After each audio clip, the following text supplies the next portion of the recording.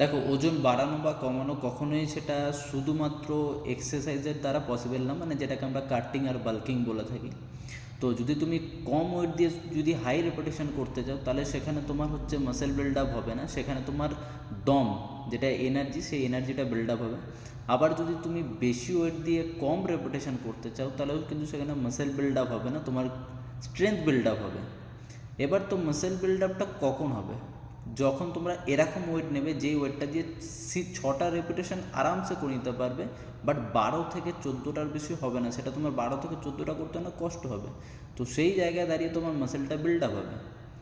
এবার তার সাথে ডায়েটটাকেও ফলো করতে হবে। যদি তোমরা কাটিংয়ে থাকো, তাহলে কাটিং প্রসেসের সময় হচ্ছে ক্যালোরি মেনটেন করে ডায়েট করতে হবে, মানে যেটাকে ব্যালেন্স ডায়েট বলে। বাট তার সাথে প্রোটিনটাকে হাই রাখতে হবে। সেখানে দাঁড়িয়ে তোমার কী হবে, তোমার ফ্যাটটা গেইন হবে না, বাট তোমার মাসেলটা বিল্ড আপ হবে, মাসেল লস হবে না। এবার বাল্কিংয়ের সময় কী করবে, বাল্কিংয়ের সময় হচ্ছে যেটা ডেলি বেসিক যেটা ফুড যেটা খেয়ে থাকো, ঠিক আছে, ব্যালেন্স ডায়েট না, ডেলি ফুড যেটা মানে ডেলি রুটিন, তার সাথে প্রোটিনটাকে হাই রাখবে।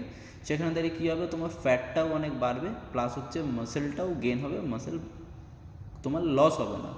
তো আশা করি কনসেপ্টটা ক্লিয়ার হলো। তো এরকম ছোটো ছোটো আরও ভিডিও পেতে পেজটাকে ফলো করে দাও, ভিডিওটা লাইক করে দাও, শেয়ার করে দাও। Bye, take care.